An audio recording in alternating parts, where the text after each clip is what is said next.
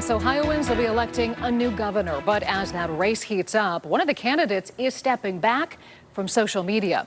We've seen how sites like Facebook, X, Instagram, and TikTok can influence voters. So News 5 Columbus Bureau reporter Morgan Trow is digging into the reason behind this decision and the impact it could have on the campaign.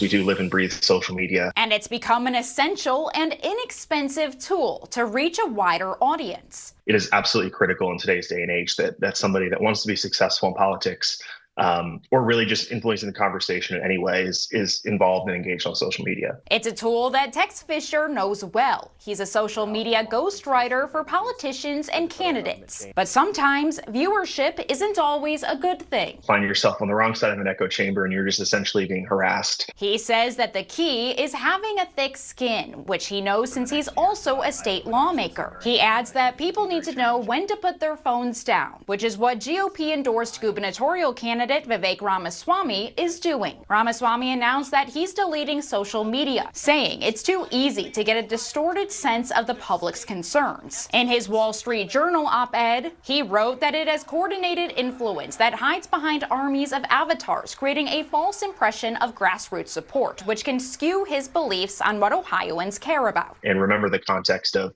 people might be really mad about something and they don't even live in Ohio. But in a December op-ed for the New York Times, Ramaswamy condemned the massive amount of racism he faces, saying, "My social media feeds are littered with hundreds of slurs, most from accounts that I don't recognize." And Democratic candidate Amy Acton has also faced a significant amount of anti-Semitic comments, both online and in person, back when she was the COVID-era health director. She frequently faced protesters outside her home, but she didn't regret being public. I am incredibly proud of the work that Governor DeWine and I did. But critics online argue that Ramaswamy just couldn't stop making mistakes, citing a post he made that's become key to Acton's campaign. My opponent said we are lazy and mediocre and not working hard enough. Fisher said that with something like that, scrutiny comes quickly. None of us are immune to making mistakes or slipping up or saying things that, maybe we don't need to say. Fisher says that the best way to treat social media is in a mindful and balanced way. Ramaswamy says that his campaign will still be updating his accounts, just he won't be the one scrolling. How long this will last, only time will tell. Okay, so personally, he's taking a step back. I mean, Morgan, certainly we can't be seeing this trending. We can't see a lot of politicians leaving social media.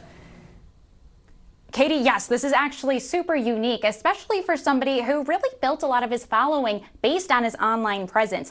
That being said, I do know a lot of older lawmakers who aren't the biggest fans of social media or who don't check it often, but they've never announced that. Okay, we'll see how it goes. All right, Morgan Trout, live for us tonight down in the Capitol. Appreciate it.